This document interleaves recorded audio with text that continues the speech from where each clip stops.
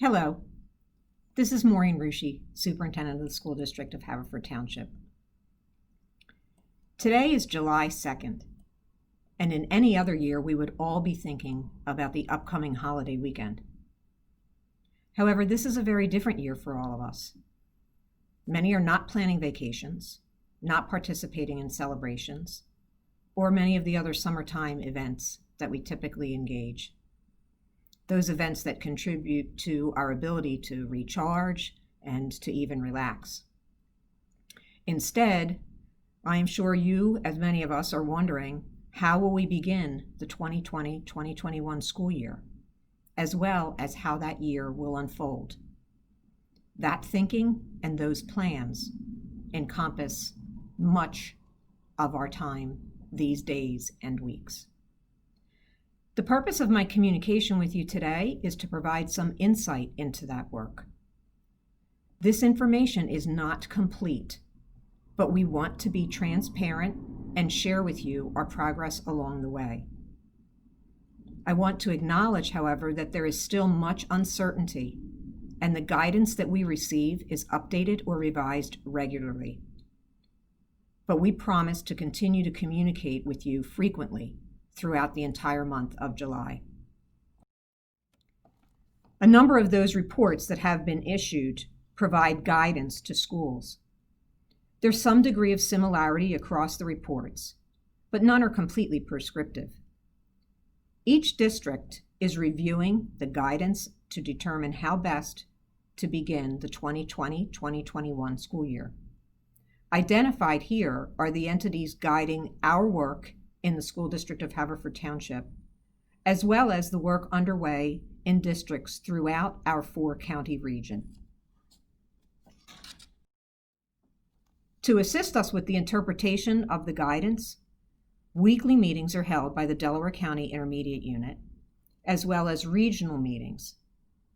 Attendees include representatives from the medical profession, County Council, the Office of Emergency Management, and the Health Authority. For us here in Delaware County, the Health Authority is the Chester County Health Department. We have their guidelines linked to our website and encourage you to read that information as we have.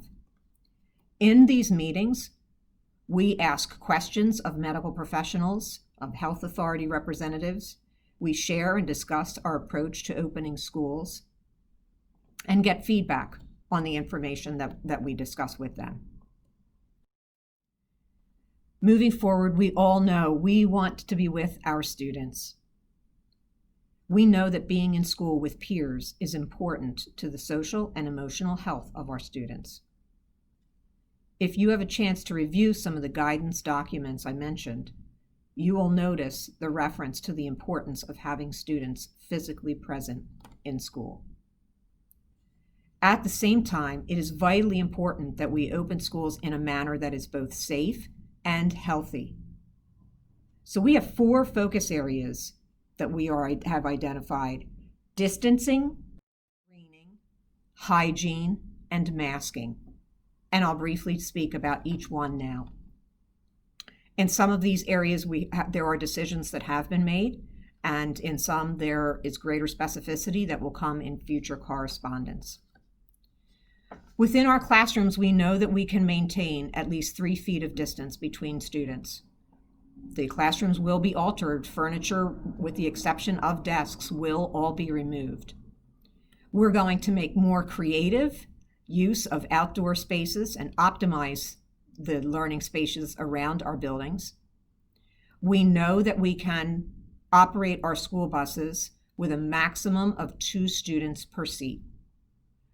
We are still presently examining the opportunities for lunch and how to safely provide that. That's one of those areas where greater specificity will come in future correspondence. The modifications to the school experience are going to be significant, and school is going to look and feel very different when the children return. As the adults, we have the responsibility to ensure them that they are safe, and I have all faith in our teachers that they will create just as creative learning environments in those classrooms as they always have. Our second focus area is screening. We know a lot of information needs to be shared about what the symptoms are. We'll communicate that on a regular basis and post that information throughout our district. Staff members who exhibit any symptoms, as well as students, need to stay home and not report to school.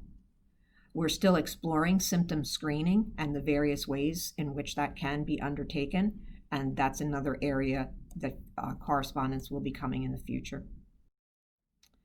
Hygiene. We've all learned a lot about the importance of hygiene with this virus, and we will continue to educate about hand washing. That will be communicated on a regular basis.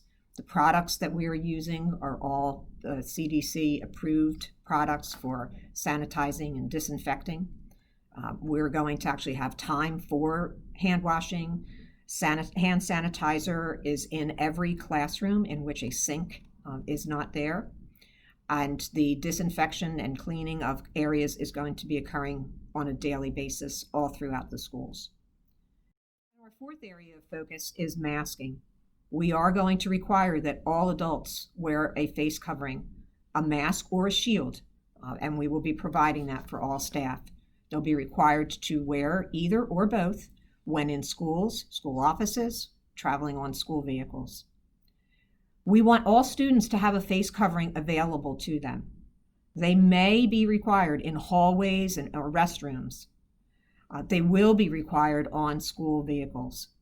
More details to come in future correspondence. As recently as yesterday, the governor issued information about wearing masks, and the Pennsylvania Department of Education is working with the Department of Health to try and obtain some clarification on what these new masking requirements will mean for schools.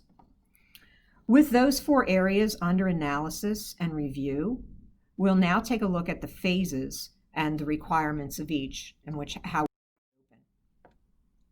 So the green phase, in which we are in now, and hopefully will continue to be in, we know that we can socially distance students at a minimum of 3 feet. And we will be placing our emphasis upon masking, hygiene, and screening. At this point, we do know that all kindergarten through 8th grade students can attend school 5 days a week with that social distancing of a minimum of 3 feet. Given the size of our building, the enrollment in our building, and the wide array of courses that our students have to choose from at the high school, we have not completed our analysis of how we can safely, in a health-conscious environment, bring our high school students back 5 full days a week. So we're not saying at this point that we cannot do that.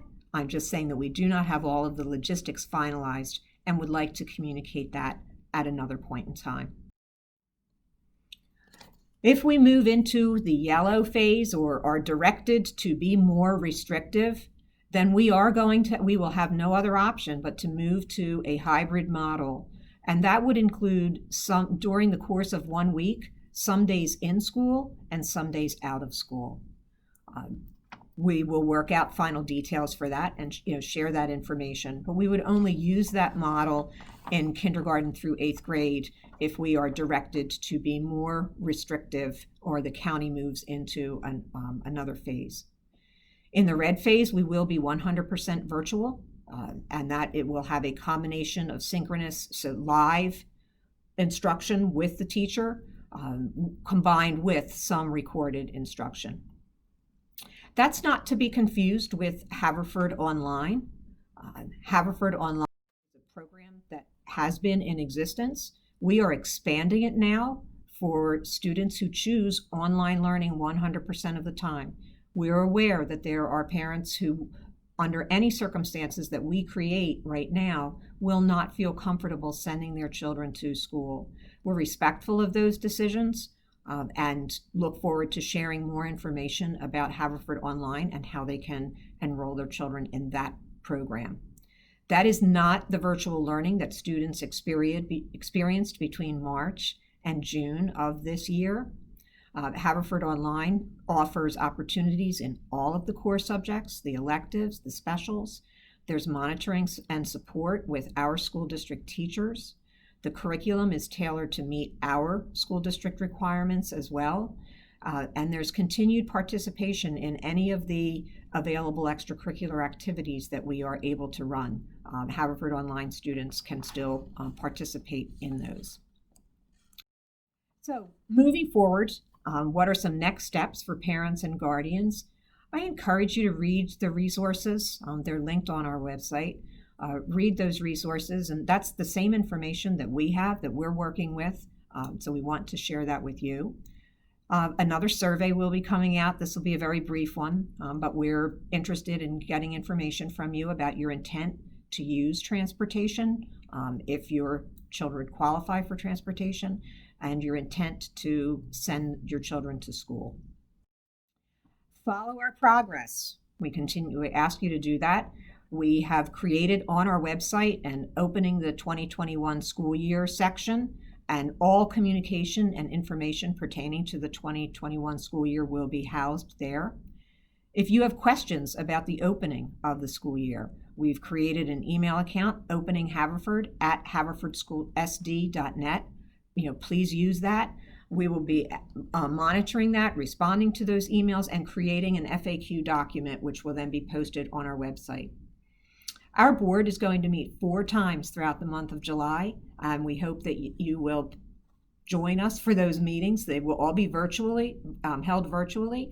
On our website, you can get information for how to view the meeting, either as the meeting is taking place, or if you want to go back and take a look at the meeting after it has occurred. Our communication with you is going to continue. As I mentioned, we make the commitment to communicate frequently, because we know that there's so much uncertainty and things keep changing. But rest assured that we are going to work to provide the best possible experience for our students while doing everything within our power to make sure that everybody is safe. We remain Ford tough and Haverford strong, and we'll, as I said, continue to communicate with you. Good day.